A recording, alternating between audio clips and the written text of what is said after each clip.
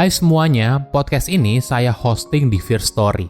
Kalau kalian belum pernah dengar Firstory, ini adalah platform baru yang paling lengkap dan mudah untuk membuat, mendistribusi, dan mengelola podcast kamu. Nah, jadi Firstory itu bisa kamu gunakan 100% gratis. Kamu bisa mengupload episode terjadwal dan mendistribusikan podcast kamu di semua platform podcast di Indonesia. Firstory juga menyediakan customer service yang berisikan podcaster berpengalaman. Kamu bisa share podcast kamu tanpa ribet dengan F-Link yang akan mencakup semua link platform kamu dan sosial medianya. Dengan Firstory Ads, kamu bisa mengakses monetisasi yang mudah dan beneran bisa kamu cairin tanpa biaya tambahan, gak pakai repot. Jadi tunggu apa lagi? Yuk maksimalkan podcast kamu dengan platform hosting dari Firstory. Daftar sekarang di firstory.me dan buat podcastmu jadi kenyataan.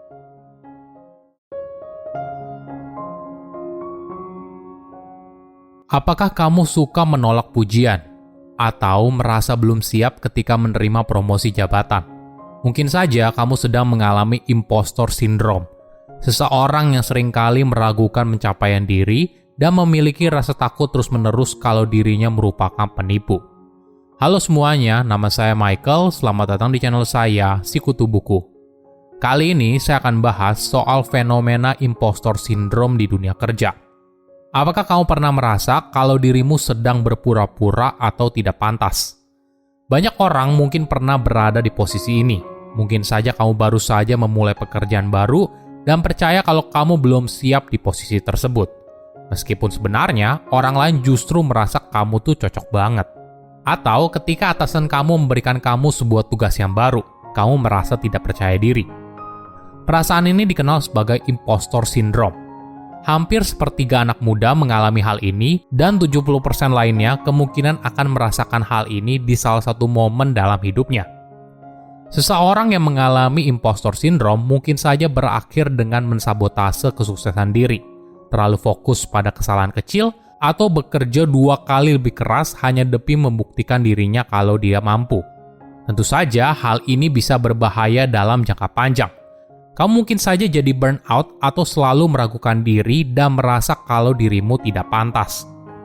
Sebelum kita mulai, buat kalian yang mau support channel ini agar terus berkarya, caranya gampang banget. Kalian cukup klik subscribe dan nyalakan loncengnya.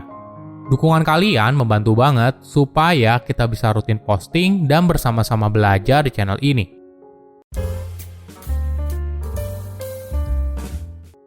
Coba bayangkan skenario ini. Kamu merupakan manajer baru atau baru saja mendapatkan promosi jabatan. Tentu saja ini merupakan berita yang sangat menggembirakan. Tapi di sisi lain ada sesuatu yang mengganjal di dalam hatimu. Jauh di lubuk hatimu ada rasa takut kalau kamu sebenarnya tidak cukup baik. Bahwa promosi ini atau kesempatan di posisi baru hanyalah kebetulan semata. Kamu merasa dirimu belum siap atau belum pantas di posisi tersebut. Apakah kamu pernah berada di posisi itu? Memulai pekerjaan baru kadang terasa begitu menantang. Lingkungan baru, tantangan baru, dan tanggung jawab yang baru.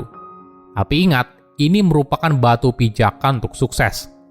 Studi menunjukkan perasaan ini seringkali muncul bagi para manajer baru. Maklum saja, jika selama ini dirinya hanya bertanggung jawab pada pekerjaan sendiri, tapi sekarang ada tim yang menjadi tanggung jawabnya.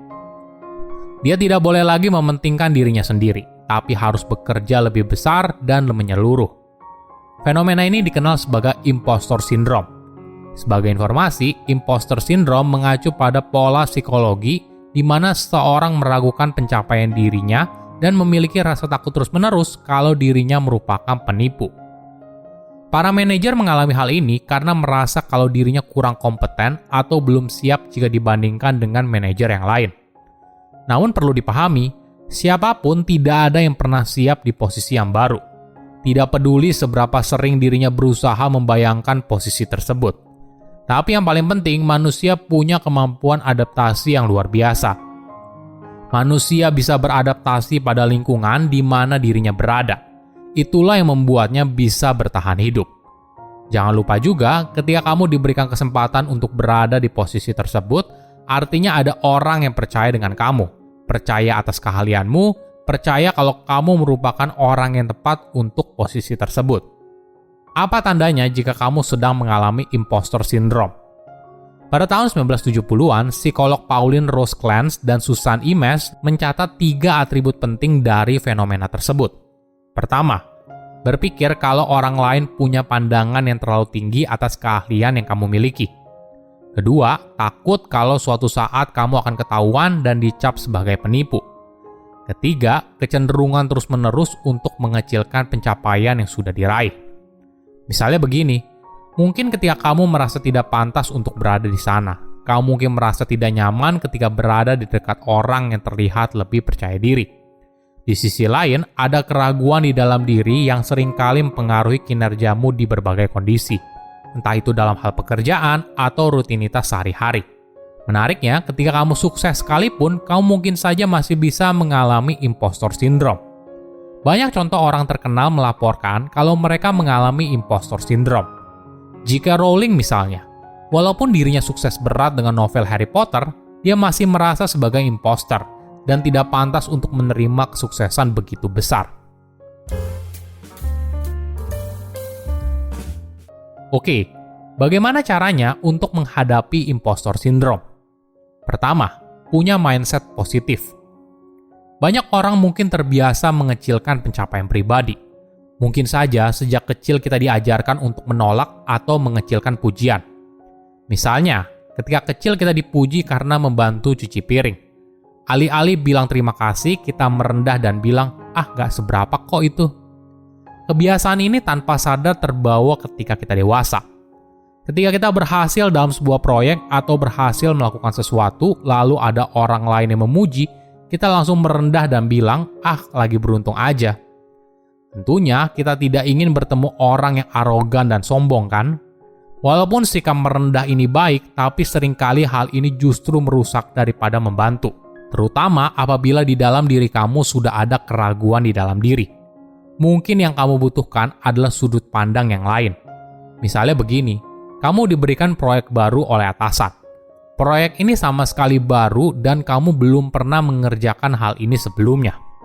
Alih-alih takut dan merasa kalau bakal terjadi hal buruk, cobalah untuk berada di momen ini dan mengakui kenyataan kalau atasan kamu percaya denganmu dan yakin kalau kamu bisa mengerjakan proyek itu dengan baik. Kedua, rayakan kemenangan. Kita seringkali terlalu fokus atas sebuah hasil, tapi lupa untuk berhenti sejenak dan menghargai pencapaian diri. Kita takut dianggap sombong atau merasa kalau hal ini tidak penting. Padahal, merayakan keberhasilan merupakan cara sederhana dan menyenangkan untuk menghadapi impostor syndrome. Ada kok cara merayakan sesuatu tanpa terlihat sombong. Misalnya begini, kamu mendapat promosi jabatan dan ingin membagikan hal ini ke media sosial. Kamu bisa juga jelaskan apa yang kamu pelajari dari posisi sebelumnya, memberikan pengakuan pada orang lain yang membantu karirmu hingga sekarang, dan sebagainya. Ketiga, buat rencana. Ketika kamu merasa kalau dirimu sebagai penipu atau orang yang berpura-pura, secara alamiah mungkin kamu merasa panik. Sebagai ajang pembuktian diri, kamu mungkin berusaha menuliskan daftar panjang tujuan apa yang harus dicapai tanpa memperhitungkan bagaimana kamu mencapainya. Alhasil, kamu mungkin saja kewalahan dan tidak bisa menjalankan tujuan yang sudah dibuat dengan baik. Cara yang lebih baik adalah dengan membagi tujuan besar ke dalam tujuan yang lebih kecil dan lebih mudah dicapai. Hal ini akan membuat kamu jadi lebih fokus pada hal apa yang harus dikerjakan sekarang dan tidak merasa down ketika melihat sebuah tujuan yang begitu besar. Silahkan komen di kolom komentar pelajaran apa yang kalian dapat ketika tahu informasi ini. Selain itu, komen juga mau tahu informasi apa lagi yang saya review di video berikutnya. Saya undur diri, jangan lupa subscribe channel YouTube Sikutu Buku. Bye-bye.